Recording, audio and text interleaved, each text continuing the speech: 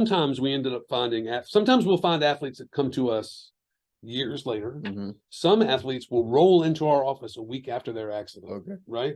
So a lot of it depends on their physical condition and mentally sometimes where they are, because that's a real, it's a serious setback, right? Yeah, because you know, when my mom first told me about Sportable, I was like, I don't really know how I feel about doing this and that, because you know, I want to be able to play sports the way I want to play it. And you know, she was like, maybe you gotta ease your way into it first. So I was like, yeah, I'll give Sportables a try. Now I love it. Yeah, it's fun. It's like extra therapy to me. We talk about, so we talk about our ACE internally, right? And ACE stands for Access, Community, and Excellence, right? So we provide access where there's no access before. And then I skip over community for a second. I'll come back to it. But then we get to excellence, right? And so we like to have excellence in all of our programs. Now, excellence might mean that you're competing for a national championship. We had a youth basketball team a couple of years ago. They won a national championship and it was awesome, right? But excellence is defined by programs and defined by where coaches and athletes want to see themselves excel, right? So we have 17 programs. Each one of them has their own definition of what excellence is. But we want to make sure that we're providing the safest and best opportunity, right? The community piece, though, in my mind, is the most important. So your life, you went through drastic changes after your injury, right? Sir.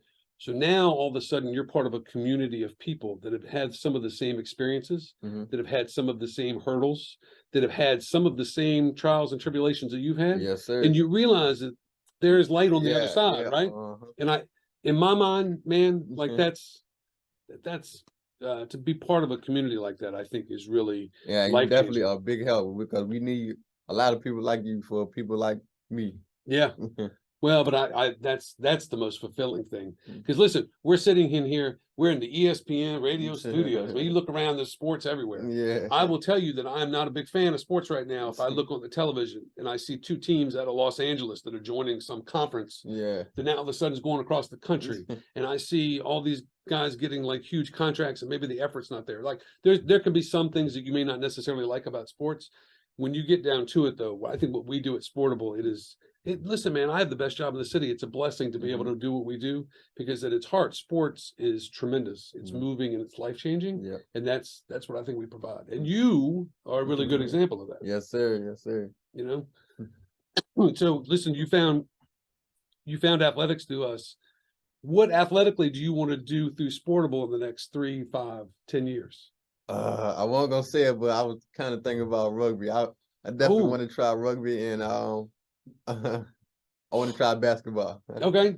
Yeah, but yeah. Have you seen that rugby? So I don't want to see it until I start. It's intense, right? Yeah. But there's a good amount of physicality there, and you can get that testosterone, you can get that energy. Yes, sir. It'll make me feel like I'm playing football again. But I just got to ease my way back up there.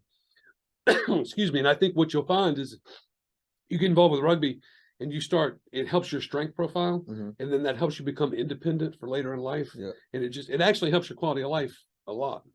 So our athletes are no different, right? Our athletes are no different. So we would love to have you do that. You let me know. I'll meet you at rugby. I'll get in a chair. I'll show you how it is. That's the only time I get physical, right? Yeah. And this is Lemon Drop Station. You can find me at s.lemons_ on Instagram, or Small Lemons on Facebook. You want to tell people how they can find you? Oh gosh, I'm not very good with social media. Sportable.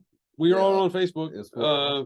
I think it's /RVA. We got, man, listen, my team, we do a good job. We got Facebook where you can find us. We have a great Instagram account. We're not TikToking yet. We should probably start TikToking. We haven't done that yet. I can't get into TikTok myself. Yeah, I mean neither. But we do my team does a really good job. You know, from a social media standpoint, I think the most compelling content are stories, and the stories of our athletes are, some of the best content there is, right? And like how would somebody like apply for a position that you have to just help other people, like be a coach, or like, are you a coach? I used to coach. That's actually how I got involved with the organization. I used to coach the Power wheelchair soccer team. Okay. And I got blackmailed into it. Oh, really? Oh yeah. I went out there. One of the board members needed a coach, and I said I'd find a coach. I couldn't find a coach. So I showed up to coach, and I wasn't happy about it. It was Friday nights. It was 8 to 10. My wife and I had just gotten married, no kids yet. Okay. So then my Friday nights were important to me. and I show up and I didn't want to be there, I fell in love with it. And I'll tell you, outside of meeting my wife, that experience was the best experience ever happened to me. And so I kind of started out as coaching and then moved on, and now I work there and now primarily try to raise the resources to make our work happen. But I will tell you almost without exception that our best programs have the best coaches. And what we always say is that we want you to have a passion for the sport, and we can teach you the disability, right? And so we do. If you go to our website, sportable.org, you'll see the 17 programs we have. We always need volunteers and people that are fluent in the sport and kind of the language of the particulars of the sport to come out and help us execute it. And then we can teach them how to work with the population that we serve. And then a lot of times they just get really involved with it. We've got basketball coaches that travel all over the country for tournaments. We have a rugby coach that travels all over the country with the team for tournaments. How big do those tournaments get? So I tell you what, the National Wheelchair Basketball Tournament is 100 teams, about 1,200 players, about 7,000 people over a span of 5 days. Jeez. So Louisville, Kentucky used to host that tournament. I went a couple years ago, and it was literally transformational for me to see it. And honestly, one day we'd like to be able to bring that here to Richmond because we have this aspiration of being the disability capital of the world. Now that sounds right. You think disability capital. Richmond do need a team. That sounds right, good. But it is not just about sports, right? But it's about being able to access all the amenities in our community. It's about having employment rates for people with disability profiles that are higher than national averages. It's about the quality of life. It's about public transportation being accessible for everyone, right? So we aspire to be that, and I think having an event like that in this community would be eye-opening for all the residents and the corporations. Yeah, that's definitely something we need in Richmond, Virginia. It'd be awesome.